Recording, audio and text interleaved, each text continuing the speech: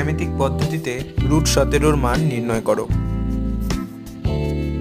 যেহেতু 17 একটি মৌলিক সংখ্যা, সেজন্য 17কে 3.4 এবং 5-এর গুণফল আকারে প্রকাশ করা হয়েছে। এখানে 17কে 5 দিয়ে ভাগ করলে 3.4 পাওয়া যায়। প্রথমে 3.4 সেমি, তারপর 5 সেমি দৈর্ঘ্যের দুটো সরলরেখা কেটে নেওয়া হলো।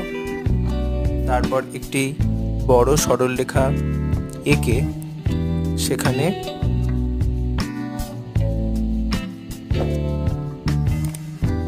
3.4 সেমির মাপ নিয়ে কেটে দেওয়া হলো। তারপর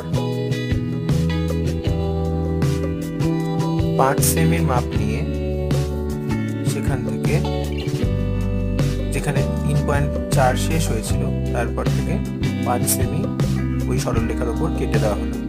এবার সম্পূর্ণ দৈর্ঘ্যটিকে, অর্থাৎ 5 আর 3.4 মানে 8.4 সেমিকে সমান দুটি খণ্ডে বিভক্ত করা হলো, অর্থাৎ সমদ্বিখণ্ডিত করা হলো।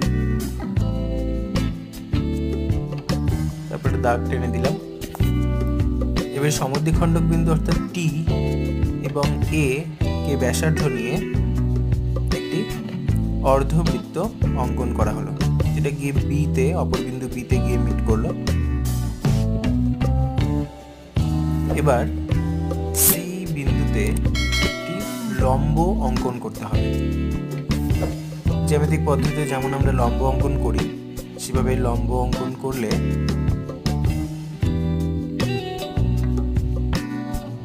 দেখা যাবে সেই লম্বটি গিয়ে অর্ধবৃত্তকে কোথাও ছেদ করেছে। ওই যে লম্বটির দৈর্ঘ্য, অর্থাৎ তার গোড়া থেকে একদম উপরে অর্ধবৃত্ত পর্যন্ত, এই দৈর্ঘ্যটি হবে রুট 17 জ্যামিতিক পদ্ধতিতে নির্মিত